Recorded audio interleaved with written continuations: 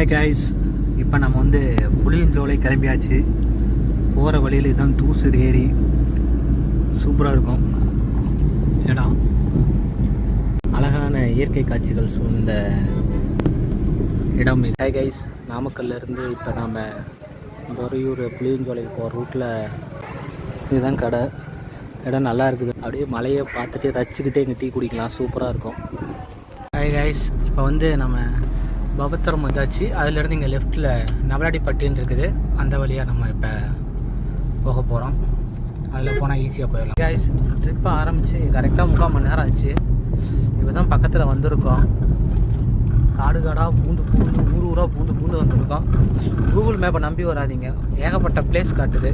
அதனால் ஸ்ட்ரெயிட்டாக தாப்பேட்டை வந்து தாப்பேட்டிலேருந்து லெஃப்ட் எடுத்து வந்துடுங்க. நீங்கள் உருந்து போய் ஹாய் கைஸ், இன்னும் ஒரு 5 நிமிஷத்தில் நம்ம புளியஞ்சோலை வந்து சேர்ந்துருவோம்.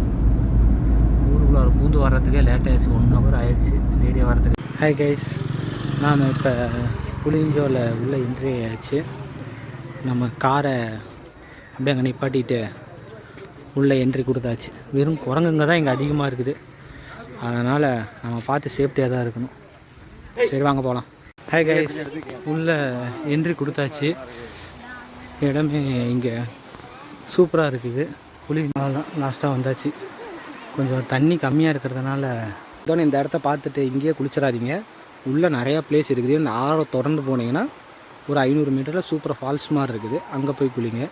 சரிங்களா? நாங்கள் ஏமாந்து இங்கே ஒரு 1/2 மணி நேரத்தை செலவு பண்ணிட்டோம் இதே இடத்துல குளிச்சு.